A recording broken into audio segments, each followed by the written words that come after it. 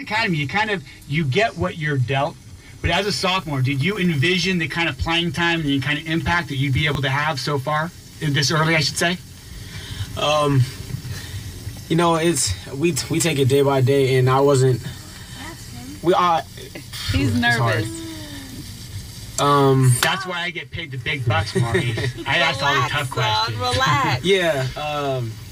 Ever since I was little, I always took a really big role, but it's always great to take a step behind. But Coach, he does a great job, and we have a lot of athletes. We have a lot of great kids on our team, and I just hope that I can do my part and help them out. So it's kind of a big role, but I'm always a small part in a big team.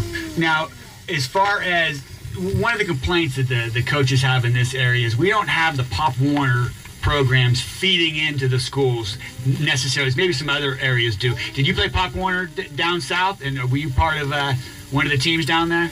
Yeah, I played Pop Warner since I was 7. So I was. Now, who'd you play for?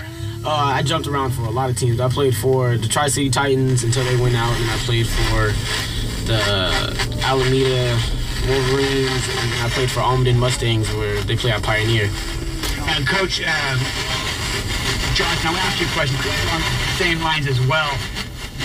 The reason that all usually comes up is because the coaches feel like when the kids do get to high school, instead of teaching technique and getting out there and playing, there's a lot of the basics still being taught.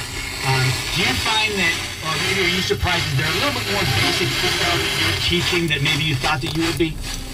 Well, I think at the Kings Academy, that's definitely true. We have a uniqueness there. And we get a lot of kids that come out for freshman football that have never played football or tackle football at all. They played flag, but they've never played tackle football. So we are very big on teaching fundamentals and technique and starting from the stance and working our way up. But the fundamental programs in Pop Warner is lacking somewhat.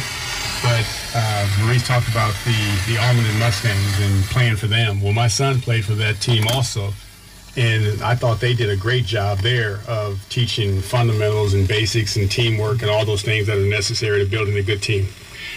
Coach, you bring up your son. He's a freshman. He's your quarterback. The good and the bad of coaching a son, not necessarily your son. What you write, I don't want to hear any secrets of anything. But, the good and the bad of having that opportunity. Well, at the end of the day, you're still dad.